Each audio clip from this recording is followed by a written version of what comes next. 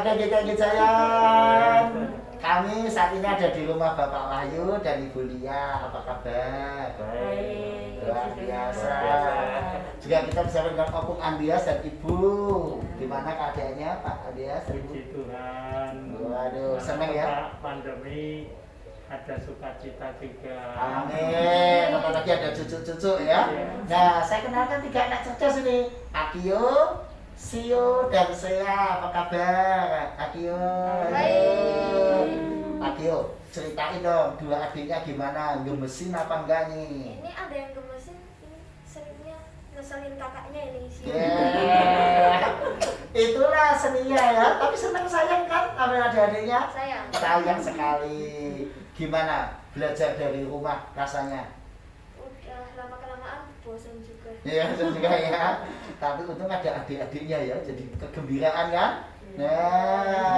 Nah, kalau Pak Wahyu gimana nih? Selama masa-masa ini apa yang dikerjakan di rumah? Ya, separuh kerja ke kantor, separuh kerja di rumah. Di rumah sambil mendampingi anak-anak sekolah karena sekolahnya online. Ya. Seperti itu Pak Pendeta. Ya, apalagi Akio ini sudah kelas 6 ya. Ya. Tahun depan akan SMP, jadi perlu pendampingan. Kalau Ibu Lia apa yang dilakukan? Ya Pak Pendeta, jadi kalau Akio biasanya didampingi ayahnya, kalau saya mendampingi yang kecil-kecil ini Sio sama Sea. Iya, karena ini masih kelas bermain sama TK Iya. ya, luar biasa. Nah, ngomong-ngomong dengan GKI Jayan, Akio, ayo, usulnya apa nih buat kakak-kakak guru sekolah minggu? Ayo. Usulnya untuk membaikkan untuk sekolah minggunya Ya. Supaya lebih apa? supaya lebih seru gitu. Lebih seru. Tapi sekarang sudah seru belum? Sudah. Sudah seru, tapi makin seru itu pesan Akio buat guru-guru. Nah, kalau buat Pak Wahyu dan Bu Lia, usulnya tentang kebaktian. Kebaktian ini apa nih? Ada usul nggak? Ya, kalau untuk kebaktian sekarang sudah senang ada pilihan, bisa kalau mau yang offline dengan tetap menjaga keamanan kesehatan bisa, yang mau online juga bisa. Mungkin kita bisa saling menguatkan melalui wilayah-wilayah sehingga kita bisa buat peserta kecil di wilayah dengan tetap menjaga jarak, mungkin gitu Pak. Wes, keren ya usulannya, kita perhatikan usulannya. Nah, ngomong-ngomong ini, kalau kebaktian hari Minggu biasanya sekeluarga jam berapa? Jam 8. Jam 8. Aku ngikut juga ya? Ya, luar biasa keluarga. Ini contoh jemaat yang hebat ya. Kebaktian bersama-sama sekeluarga. Mari kita kasih salam semuanya. Halo. Nah, inilah keluarga Pak Wahyu, Bu Lia dengan anak-anak mereka. Wah, luar biasa ya. Selamat beribadah. Selamat beribadah.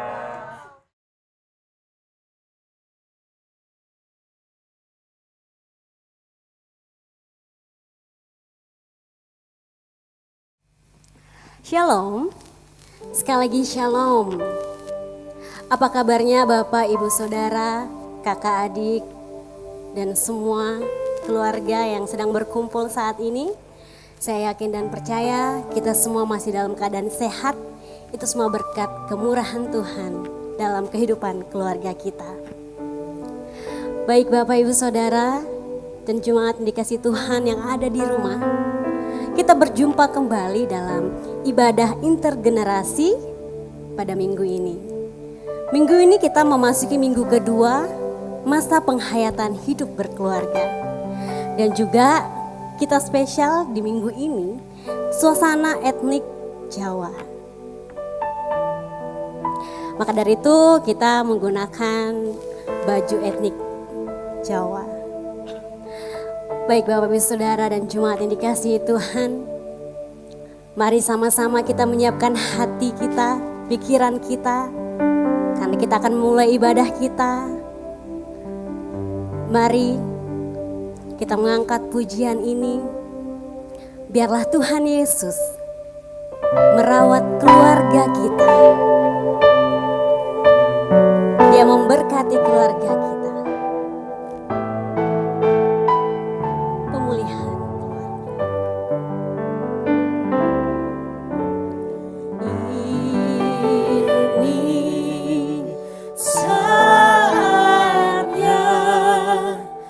Tuhan kan melawan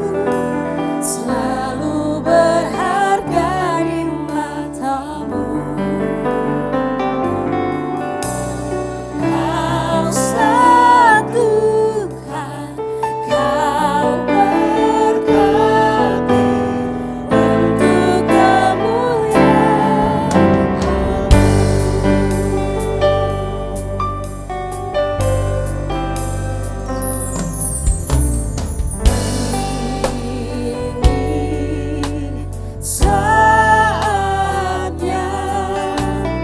Tuhan kan melawat keluargaku. Ini waktunya pemulihan terjadi.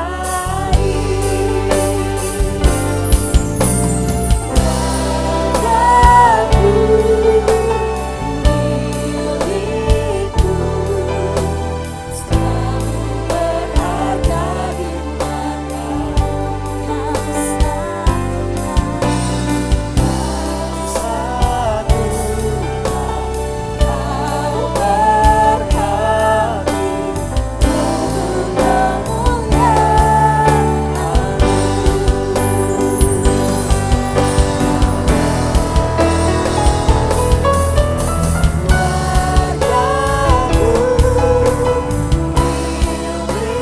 untuk selalu berharga di matamu. Kau satukan, kau berhati untuk kemuliaan. Kau satukan, kau satukan, kau berkati untuk kemuliaan.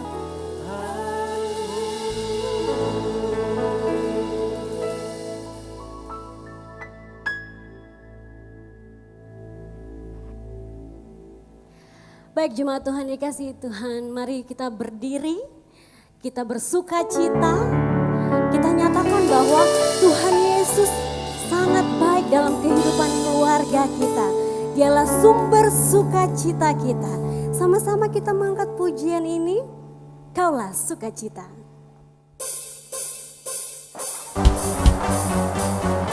Mari adik-adik dan orang tua, kakek, nenek, om, tante, semuanya kita memuji Tuhan dengan semangat yang luar biasa dan sukacita yang luar biasa.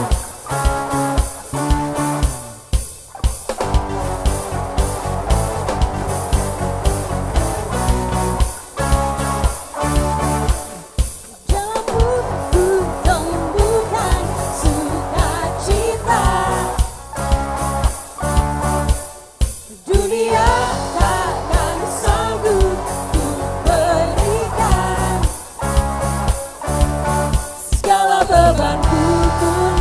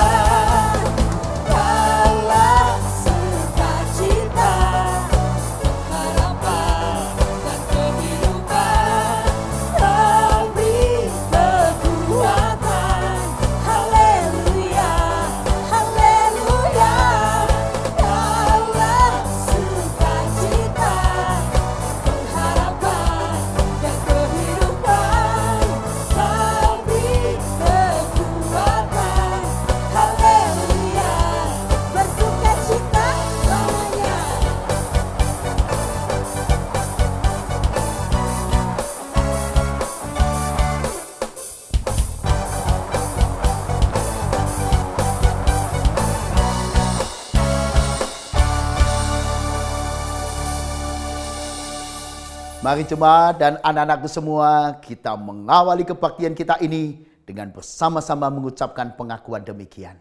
Pertolongan kita adalah di dalam nama Tuhan yang menjadikan langit dan bumi, yang kasih setianya tetap untuk selama-lamanya, yang memelihara umat manusia di tengah pergumulan dan goncangan kehidupan.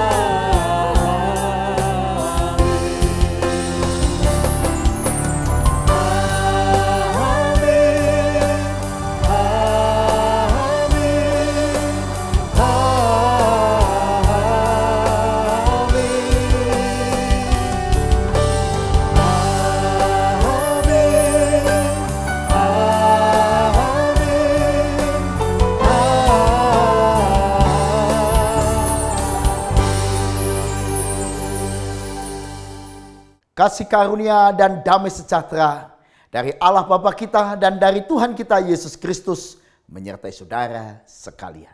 Dan menyertai saudara juga. Baik saudaraku, mari sama-sama kita memuji Tuhan. Kita angkat pujian sajeke akun derek Gusti.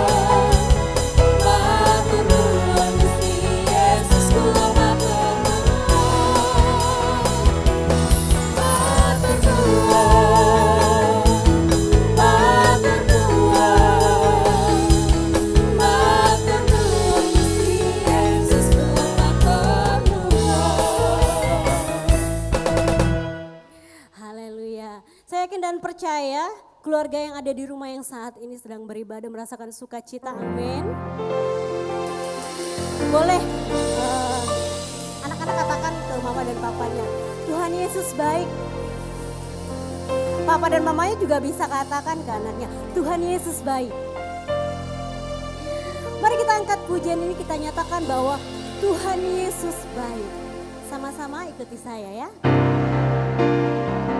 Tuhan Yesus baik, sungguh amat baik, untuk selama-lamanya. Tuhan Yesus baik. Sekali lagi katakan, Tuhan Yesus baik, sungguh amat baik, untuk selama-lamanya. Tuhan Yesus baik.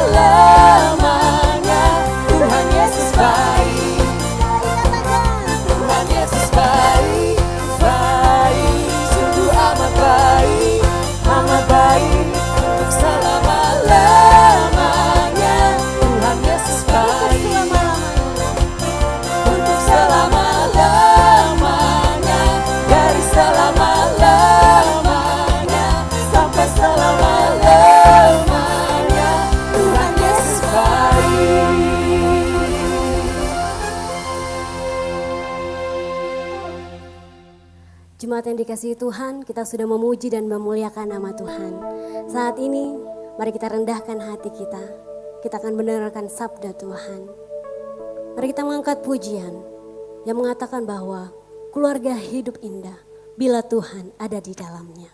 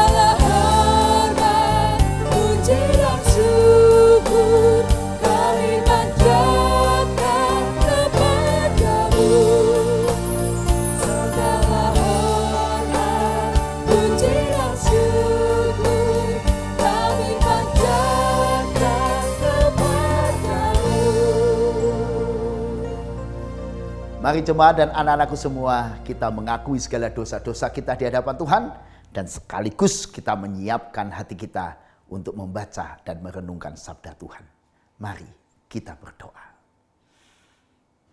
Ya Tuhan, kami memohon pengampunan atas segala dosa-dosa kami, supaya kami terus belajar oleh pengampunan Tuhan yang begitu indah dalam hidup kami. Kami boleh belajar memperbaiki sifat watak karakter kami. Karena itu kami memohon pertolongan Tuhan, supaya firman yang hendak kami baca dan renungkan makin memampukan kami memperbaiki diri kami. Supaya kami memiliki watak karakter dan kehidupan yang terus diperbarui. Supaya di rumah kami membawa kebahagiaan. Di tengah masyarakat kami juga membawa kebahagiaan. Biarlah nama Tuhan dipermuliakan melalui setiap sikap, kata, dan perbuatan hidup kami. Amin. Injil Matius pasal 22 ayat 15 sampai dengan 22. Injil Matius pasal 22 ayat 15 sampai dengan 22. Kemudian pergilah orang-orang Farisi, mereka berunding bagaimana mereka dapat menjerat Yesus dengan suatu pertanyaan. Mereka menyuruh murid-murid mereka bersama-sama dengan orang Herodian bertanya kepadanya, "Guru, kami tahu engkau adalah seorang yang jujur dan dengan jujur mengajar jalan Allah. dan engkau tidak takut kepada siapapun juga, sebab engkau tidak mencari muka. Katakanlah kepada kami pendapatmu. Apakah diperbolehkan membayar pajak kepada kaisar atau tidak?" Tetapi Yesus mengetahui kejahatan hati mereka itu, lalu berkata, "Mengapa kamu mencobai aku, hai orang-orang munafik? Tunjukkanlah kepadaku mata uang untuk pajak itu." Mereka membawa 1 dinar kepadanya. Maka ia bertanya kepada mereka, "Gambar dan tulisan siapakah ini?" Jawab mereka, "Gambar dan tulisan kaisar." Lalu kata Yesus kepada mereka, "Berikanlah kepada kaisar apa yang wajib kamu berikan kepada kaisar, dan kepada Allah apa yang wajib kamu berikan kepada Allah." Mendengar itu, heranlah mereka dan meninggalkan Yesus lalu pergi. Demikianlah Injil Yesus Kristus. Berbahagialah saudara yang menerima berita Injil, menyimpan dalam hati, dan menerapkannya dalam kehidupan sehari-hari. Haleluya. Shalom jemaat yang dikasihi Tuhan. Mari kita rawat tanaman kita ini supaya dia tetap segar. Keluarga juga seperti tanaman ini harus kita rawat. Dan siapa yang merawat kehidupan keluarga? Seluruh anggota keluarga bertanggung jawab, berperan merawatnya. Nah, di masa pandemi ini kita punya banyak pahlawan di masa pandemi. Para relawan di dunia medik, para dokter dan kawan-kawan, juga para relawan-relawan yang lain, tetapi termasuk para ibu-ibu rumah tangga seringkali menjadi pahlawan bagi keluarganya. Ekonomi keluarga sedang goncang. Suami-suami sedang bingung dengan ekonomi keluarga. Siapa yang menyelamatkan? Siapa yang menjadi pahlawan? Seringkali adalah para ibu-ibu. Di GKI Gejayan misalnya, ada 130 UMKM usaha keluarga yang dimulai dan dimotori oleh ibu-ibu. Luar biasa. Mereka adalah pahlawan. Nah saudara, ini artinya ketika cinta tidak hanya menuntut hak, tidak cuma enak-enakan di rumah, tapi berperan nyata. Cinta diwujudkan tidak dengan berpangku tangan, tetapi sadar akan kewajibannya. Ikut bertanggung jawab. Pertanyaannya adalah, apakah saudara dan saya adalah pribadi yang bertanggung jawab? Apakah Anda dan saya suami yang bertanggung jawab, istri yang bertanggung jawab, anak yang bertanggung jawab, pribadi yang bertanggung jawab di tengah keluarga maupun di tengah masyarakat? Sudah dikasihi Tuhan, cinta yang sungguh akan mewujudkan kita suatu kesadaran akan kewajiban. Dan kesadaran akan kewajiban akan mendorong kita menjadi pribadi yang bertanggung jawab. Pertanyaannya, apakah kita sadar kewajiban-kewajiban kita? Saudara, memang kita selalu suka menuntut hak. Tapi saudara dikasihi Tuhan, antara hak dan kewajiban seperti dua sisi di mata uang ini saling kait-mengait. Ada hak yang boleh kita nikmati, tapi ada kewajiban yang harus kita lakukan. Pertanyaannya, apakah kita sadar kewajiban kita untuk merawat diri, untuk merawat keluarga, untuk memelihara gereja kita, untuk membangun bangsa, bahkan menjaga alam ini? Nah, apa yang bisa menguatkan kita untuk bisa menjadi orang yang sadar akan kewajiban? Didasari oleh kasih kita pada Allah. Karena itu tadi di dalam Matius 22 ayat 21 dikatakan, Yesus berkata kepada mereka, berikanlah kepada kaisar apa yang wajib kamu berikan kepada kaisar. Dan kepada Allah apa yang wajib kamu berikan kepada Allah. Artinya saudara, kita diminta mengutamakan kewajiban kepada Allah sebagai dasar, sebagai utama. Lebih daripada kewajiban-kewajiban kita kepada yang lain. Kenapa? Karena Allah lah yang menciptakan kita. Allah adalah penguasa.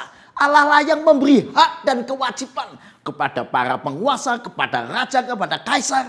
Tentu kita hidup tidak bisa sendiri. Ada masyarakat sekeliling kita, ada negara yang melingkupi kita. Bahkan pada konteks tertentu kadang-kadang kita dikuasai oleh pemerintah, raja, kaisar. Seperti konteks pada waktu Matius ini. Di mana Israel sedang dijajah oleh bangsa Romawi.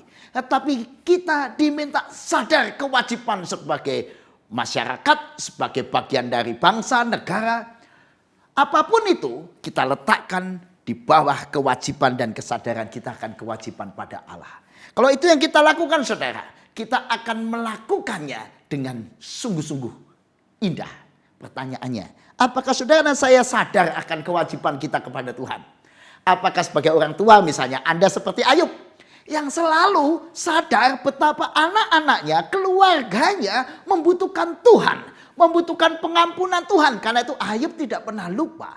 Selalu dia mendoakan anak-anaknya, meminta belas kasihan Tuhan buat anak-anaknya. Bagaimana saudara? Apakah sebagai orang tua Anda sudah melakukan kewajiban Anda kepada Tuhan? Dengan membawa anak-anak makin dekat dengan Tuhan. Membuat anak-anak makin cinta pada Tuhan. Membuat anak-anak melakukan apa yang menjadi perintah Tuhan. Mengajar anak-anak kita berdoa. Mengajar anak-anak kita menjadi pelaku firman. Dan menjadikan diri kita sendiri teladan dalam hidup berbuat baik. Saudara dikasih Tuhan, kewajiban kepada Allah akan mendasari tindakan kita selanjutnya. Kenapa? Karena cinta pada Allah membangun cinta dalam diri kita. Karena Allah adalah sumber kasih, sumber cinta. Dan itu akan membuat kita sadar dan kesadaran itu membuat kita bahagia untuk melakukan kewajiban kita. Itu bedanya orang yang cinta dengan orang yang tidak cinta. Ibu-ibu tadi yang berjuang untuk ekonomi keluarganya, karena dia mencintai keluarganya, maka dia sadar ini tanggung jawab saya juga untuk menjaga ekonomi rumah tangga. Anak-anak yang mencintai keluarganya, dia akan sadar tanggung jawabnya untuk menjaga kebersihan rumah. Seorang suami yang cinta pada keluarganya, dia akan sadar dia harus berjuang bahkan di tengah COVID ini. Tidak heran saya mendengar banyak bapak-bapak ambil kerjaan sampingan untuk meningkatkan ekonomi keluarga. Banyak bapak-bapak yang kalau pagi bekerja di kantoran, kalau sore atau malam menjadi tukang ojek atau mengerjakan kerjaan yang lain. Semua itu karena sadar. Tapi tidak sekedar sadar, tapi dibangun oleh cinta. Dan sumber cinta itu adalah Tuhan. Saya dikasih Tuhan, orang yang demikian akan berbahagia, berkorban melakukan kewajibannya, dan dia akan konsisten. Agak lain saudara dengan sikap anak-anak. Seringkali anak-anak, tentu tidak semua anak ya, tapi pada umumnya ada anak-anak yang kalau dikasih kewajiban dia marah, merasa ini beban, tidak suka dikasih kewajiban. Tetapi sudah dikasih Tuhan, orang yang sadar karena cinta yang kuat pada keluarganya, dia bahagia melakukan pengorbanan seperti bapak-bapak dan ibu-ibu pada anak-anaknya, pada keluarganya, seperti Tuhan Yesus bahagia boleh berkorban di kayu salib buat saudara dan saya. Dan orang yang demikian melakukan kewajibannya dengan konsisten. Mari kita wujudkan kewajiban kita, cinta kita dalam bentuk sikap, kata, dan perbuatan yang nyata. Dan Allah akan menyertai kita. Nah, hati-hati saudara, tapi dalam soal ini ada sering dalam hati kita sifat-sifat yang di dalam gambar ini saya wujudkan seperti ular di dalam hati. Sifat ular dalam diri manusia ada. Karena itu orang yang demikian melakukan kewajibannya, tapi tidak dengan tulus, tidak dengan niat yang baik. Contohnya, nah, Matius 22 ayat 15 sampai 22, teks kita ini dikatakan di dalam teks kita, orang Farisi yang setiap hari membaca kitab suci, yang tiap hari tekun berdoa, ternyata di dalam hatinya ada masih sifat-sifat jahat. Tiap hari membaca kitab suci, membaca Taurat, melakukan hukum Taurat, berdoa taat pada waktu-waktu yang ditentukan. Luar biasa kalau bicara soal agama.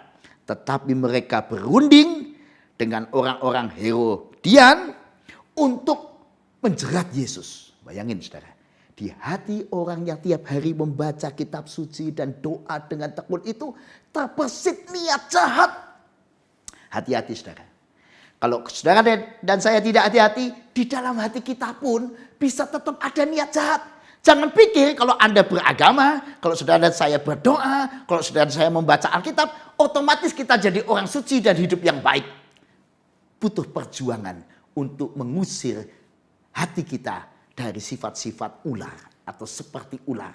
Saudara, kalau ular itu menjerat mangsanya, dia akan menjerat dengan pelan-pelan. Begitu sudah mangsanya, begitu tertangkap, dia akan plaktuk, matikan. Itu yang dilakukan oleh orang Farisi dan Herodian kepada Yesus. Mereka menyuruh murid-muridnya bertanya kepada Yesus pertanyaan jeratan. Tapi diawali dengan pujian yang kosong atau pujian yang penuh jebakan. Mereka berkata demikian, "Guru, kami tahu engkau adalah seorang yang jujur dan dengan jujur mengajar jalan Allah. Dan engkau tidak takut kepada siapapun juga sebab engkau tidak mencari muka." Bayangin sudah, dipuji dulu. Engkau guru jujur mengajar jalan Allah, tidak takut siapapun.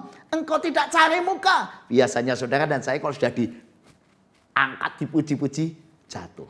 Itu harapan mereka. Yesus dipuji supaya jatuh. Lalu muncul pertanyaan jebakan.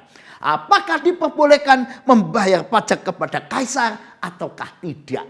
Ngeri. Kalau Yesus salah jawab, bahaya. Kalau Yesus menjawab misalnya boleh membayar pajak kepada kaisar, berarti Yesus dituduh pro penjajah Romawi. Berarti Yesus adalah musuh masyarakat Yahudi yang dijajah Romawi. Segera Yesus akan ditinggalkan, bahkan dimusuhin, bahkan tidak mungkin Yesus akan dilempari batu dan seterusnya. Bahaya kalau dia pro penjajah. Sebaliknya kalau Yesus bilang tidak boleh membayar pajak kepada kaisar, apa yang terjadi? Yesus dianggap pemberontak terhadap pemerintah Romawi waktu itu. Dan itu juga membawa resiko bahaya. Yesus bisa ditangkap sebagai pemberontak. Jadi saudara, apapun jawaban Yesus begitu sulit. Tapi luar biasa. Yesus mengerti di ayat 18. Mengerti, mengetahui kejahatan hati mereka. Lalu berkata, "Mengapa kamu mencobai aku, hai orang-orang munafik?" Orang munafik adalah orang yang apa yang diucapkan tampak muka dengan hati lain. Hatinya ular, mulutnya tapi manis. Wajahnya manis, hatinya ular. Jangan sampai sifat itu ada pada saudara dan saya. Banyak ya suami dan istri di depan pasangannya wajahnya manis, mulutnya manis, tapi di hatinya ada niat tersembunyi. Ada pada waktu tertentu seorang anak akan berkata pada ayah dan ibunya, Papa dan Mama baik deh. Papa Mama saya doakan panjang umur. Papa Mama sungguh idola saya. Tapi handphone saya ini kok sudah enggak nyaman ya Pak. Handphonenya kok suka ngadat ya Pak. Ada niat tersembunyi. Wajahnya penuh pujian, mulutnya manis. Ada niat. Ya kalau cuma masih soal-soal itu masih oke lah ya. Tetapi niat jahat di dalam sikap orang Farisi dan Herodian ini sungguh mengerikan. Yesus lalu mengambil mata uang, dinar dan berkata, "Gambar dan tulisan siapakah ini?" Tentu saja mereka menjawab, "Gambar dan tulisan kaisar." Maka Yesus mengatakan, "Berikan kepada kaisar apa yang wajib kamu berikan kepada kaisar, dan kepada Allah apa yang wajib kamu berikan kepada Allah." Jawaban yang sungguh telak, yang tepat, bijak, sehingga Yesus tidak terjerat oleh jebakan maut. Karena mereka diajak bukan memikirkan niat jahat mereka, tapi mereka justru diajak untuk sadar akan kewajiban. Kamu punya kewajiban di dunia ini, pada kaisar, pada masyarakat, pada lingkungan, pada hal-hal yang duniawi ini engkau punya kewajiban. Kalau kita ya punya kewajiban pada keluarga, pada pekerjaan kita, pada bangsa negara, pada lingkungan kita. Tapi ingat, kita juga punya kewajiban kepada yang ilahi, pencipta kita. Pada Allah. Kewajiban-kewajiban spiritual yang akan membuat hati kita tenang, yang membuat hati pikiran positif. Bukan terus hidup dengan pikiran yang negatif. Oh saudara, karena itu kita perlu menjaga kewajiban kita pada Allah. Menjaga hubungan kita dengan Allah. Supaya sifat ular tidak terus menguasai hati kita. Awas saudara, semua kita yang rajin kebaktian pun, yang rajin berdoa, yang rajin melakukan hukum-hukum agama, hati-hati. Sifat ular itu harus dikalahkan. Itu kewajiban kita. Supaya kita tidak suka merekayasa seperti cerita orang Farisi dan Herodian di dalam teks kita ini. Supaya kita tidak suka memberikan puji-pujian yang kosong atau pertanyaan jebakan. Tidak berkomunikasi secara agresif yang niatnya menjatuhkan, ada niat-niat tersembunyi, berbisa seperti ular. Nah, bagaimana saudara dan saya? Sebagai seorang suami, istri, anak-anak, keluarga, bagian dari bangsa ini, mari kita belajar. Kewajiban kita adalah melakukan apa yang kita lakukan dengan hati yang tulus, yang murni, seperti Yesus. Bukan dengan niat yang jahat, seperti ular. Dan kasih Tuhan, kalau kita melakukan kewajiban kita dengan sungguh-sungguh tulus, itu akan menjadi kado yang terindah bagi keluarga, bagi orang lain yang kita layani. Orang dewasa bahagia melakukan kewajiban-kewajibannya. Seorang suami dan istri yang berbahagia adalah suami atau istri yang melakukan kewajiban-kewajibannya dengan sukacita. Menjadi pelindung buat anak-anaknya, mengajarkan anak-anaknya, mendidik anaknya dengan penuh semangat. Menjadi teladan hidup, teladan cara berpikir yang sehat, cara sikap terhadap sesama yang baik. Demikian juga anak-anak yang bahagia adalah anak-anak yang melakukan kewajibannya di tengah keluarga. Membuat keluarganya tetap suasananya nyaman, seperti tanaman ini, seperti disiramin. Itulah tugas setiap anggota keluarga, memberi yang terbaik yang dia bisa lakukan buat keluarga. Pertanyaannya adalah, Pak, kewajiban kita kan banyak sekali. Bagaimana? Apa yang harus dilakukan? Kita jaga keseimbangan. Sebagai seorang ayah misalnya, dia sibuk di kantor, tapi ingat, jaga keseimbangan. Perlu waktu juga untuk memperhatikan keluarganya, anak-anaknya, bersama-sama anaknya, membangun hubungan yang baik. Seorang ibu sibuk dengan urusan rumah tangga, tapi jangan lupa, harus punya waktu buat suami, buat anak-anak, buat masyarakat. Harus jaga keseimbangan. Dan kita harus pikirkan prioritas-prioritas dalam hidup ini. Keseimbangan antara yang di dunia ini, hal-hal yang sifatnya material, dan keseimbangan apa yang sifatnya spiritual, yang surgawi. Harus kita lakukan kedua-duanya dengan baik. Karena dua-duanya saling melengkapi. Prioritas harus jelas di mana Tuhan menjadi prioritas utama dalam hidup kita. Kewajiban kepada Tuhan menjadi yang pertama dan utama kita lakukan. Karena itu mendasari sikap kita pada diri dan tanggung jawab kita untuk merawat diri yang baik. Supaya kita bisa menjadi orang yang melakukan kewajiban kita kepada keluarga. Melakukan tugas kita sebagai orang tua yang baik, sebagai anak anggota keluarga yang baik. Juga lalu prioritas berikutnya, bagaimana kita memperhatikan gereja Tuhan, supaya gereja bisa menjadi komunitas anak-anak Tuhan yang melayani dunia dan jadi berkat. Lalu jangan lupa prioritas masyarakat harus kita layani. Masyarakat, bangsa, negara, termasuk alam harus menjadi perhatian kita. Kita harus perhatikan supaya kita tidak hanya sibuk bekerja, tapi kita membangun kehidupan. Tidak hanya work, tapi life, hidup yang baik. Bukan hanya memikirkan karier, tapi menjaga kesehatan, health. Bukan cuma bisnis, tapi membangun family. Bukan cuma membangun performance yang baik, tapi membangun kebersamaan, friend. Membangun pertemanan yang menyenangkan, persahabatan yang baik dengan semua orang. Gak cuma menjadi orang yang mengejar atau hidup responsibility, bertanggung jawab. Tapi menjadi orang yang bahagia dalam melakukan tanggung jawabnya. Nah, saudara dikasih Tuhan, bahagia menjadi orang yang menjadi pribadi yang bertanggung jawab. Apakah saudara dan saya sudah menjadi pribadi yang demikian? Saya ingat dengan gambar di dalam mata uang ini, yaitu Franz Kaisiepo. Apakah saudara mengenal Franz Kaisiepo? Beliau adalah seorang pahlawan nasional dari Papua. Sebenarnya dia adalah guru agama. Atau dia studi agama di Papua, di Biak. Tapi kemudian dia sadar bahwa hidup orang percaya tidak boleh cuma memikirkan agama saja. Tapi agama itu harus mewujud dalam praktek hidup cinta yang nyata pada sesamanya. Dia saya kira juga terinspirasi dengan banyak tokoh-tokoh Kristen yang lain yang tidak cuma memikirkan diri dan keluarga. Dia lalu Franz Kaisiepo ini lalu ikut dalam pergerakan perjuangan kemerdekaan Indonesia. Singkatnya, dia 5 tahun di penjara karena perjuangannya melawan penjajah Belanda pada waktu itu.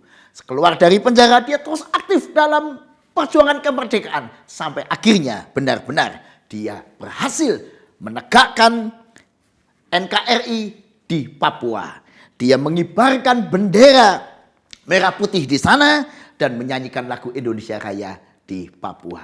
Nah, maka tidak heran Frans Kaisiepo namanya diabadikan lewat mata uang ini, diabadikan lewat bandar udara di Biak, bandar udara Frans Kaisiepo, maupun juga lewat kapal perang KRI Frans Kaisiepo. Yang mau saya katakan adalah ada anak Tuhan yang punya rasa tanggung jawab yang besar pada keluarga, pada bangsa negara, pada masyarakat sekelilingnya. Apakah Anda dan saya tipe orang seperti Frans Kaisiepo?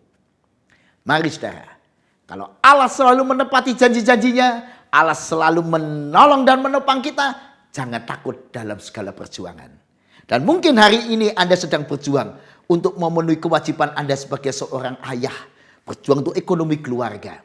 Mungkin hari ini Anda sedang berjuang untuk memenuhi kewajiban Anda sebagai seorang ibu untuk merawat keluarga, menjaga keluarga saudara. Dan mungkin Anda hari ini sedang berjuang untuk keutuhan rumah tangga, untuk membangun kehidupan keluarga yang baik. Jangan takut saudara, ketika Anda ingin membuat keluarga saudara sehat, subur, tumbuh dan berbuah, Tuhan menyertai saudara. Amin. Jemaat yang dikasihi Tuhan, seberapa berat kewajiban-kewajiban yang harus Anda pikul di dalam kehidupan ini, jangan takut, Tuhan menyertai saudara. Karena itu mari kita berdoa dan berserah kepadanya. Ya Tuhan, kami bersyukur untuk para orang tua yang terus berani berjuang memikul beban kewajibannya sebagai orang tua. Di tengah situasi pandemi yang sukar ini, mereka berjuang untuk mendapatkan penghasilan ekonomi keluarga yang tetap terjaga baik. Berkati ya Tuhan setiap orang tua yang sedang berjuang, supaya mereka tetap bersemangat di dalam Tuhan. Dan kami percaya Tuhan tidak pernah meninggalkan pertolongan Tuhan dan kehadiran Tuhan menemani perjuangan setiap orang tua yang sedang berjuang untuk keluarganya, untuk anak-anak mereka. Pun demikian kami berdoa untuk setiap anak-anak yang sedang berjuang untuk keluarga mereka. Biarlah Tuhan berkati setiap perjuangan tersebut supaya mereka melihat betul kehadiran Tuhan yang menyertai perjuangan mereka. Kami juga berdoa untuk setiap orang yang sedang memenuhi kewajiban-kewajibannya. Baik para dokter di tengah pandemi COVID-19 ini harus berjuang menyembuhkan atau merawat pasien-pasiennya. Kami juga berdoa untuk para relawan-relawan, orang-orang yang di garda terdepan untuk melawan pandemi COVID-19 ini. Dan melakukan kewajibannya dengan penuh sukacita. Kiranya Tuhan yang menolong, melindungi dan menjaga mereka sekalian. Kami serahkan ya Tuhan segala perjuangan umat manusia. Juga perjuangan bangsa negara kami. Juga perjuangan tiap-tiap keluarga kami. Juga perjuangan tiap kami untuk hidup tetap kuat di dalam Tuhan. Bahkan dalam kekuatan iman itu kami boleh tetap tenang menghadapi pandemi ini. Karena kami percaya pada akhirnya nanti pandemi ini akan dikalahkan oleh kesatuan umat manusia, oleh kebersamaan umat manusia dalam perlindungan dan pimpinan Tuhan. Terima kasih ya Tuhan. Di dalam nama Yesus kami naikkan doa-doa kami dan doa syafaat kami ini. Amin. Mari Bapak Ibu, kita akan memperbarui iman percaya kita dengan pengakuan iman rasuli yang demikian.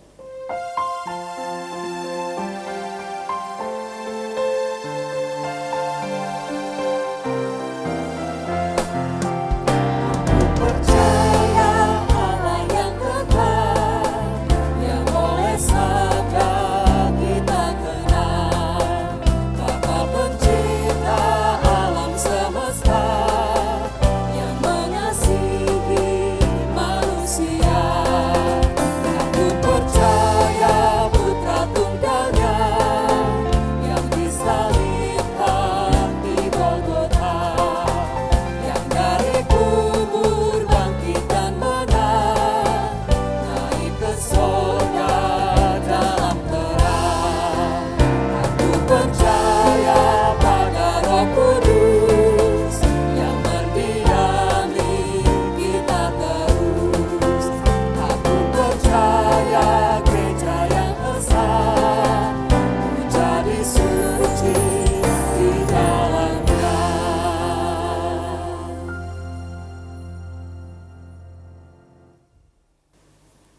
umat yang dikasihi Tuhan, kiranya hidup dan mata uang yang kita kumpulkan menjadi persembahan yang kudus dan berkenan di hadapan Tuhan.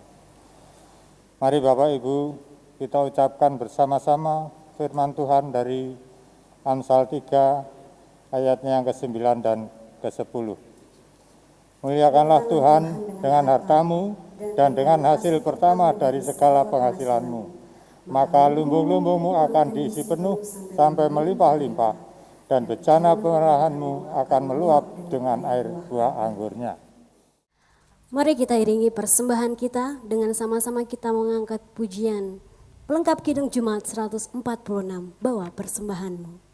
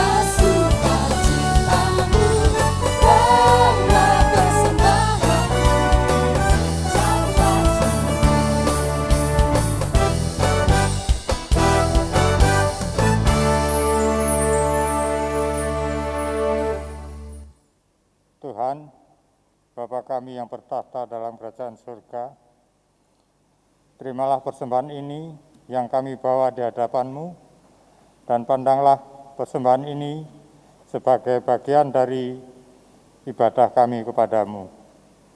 Kuduskanlah persembahan ini ya Tuhan, supaya menjadi berkat bagi banyak orang, seperti Bapa telah mengaruniakan segala sesuatu kepada kami.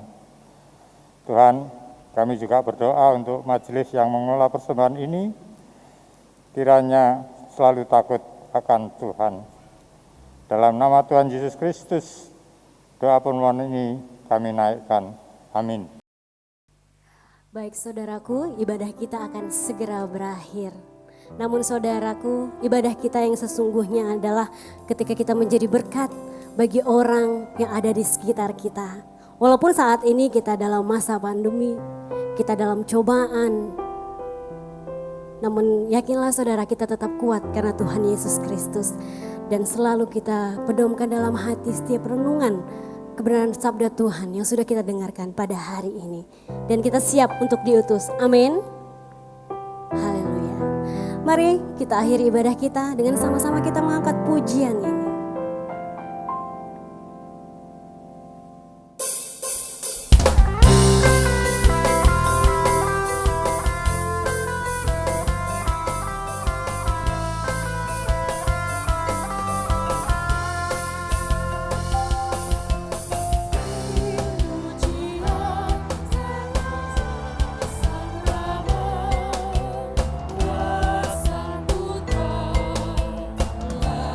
Terus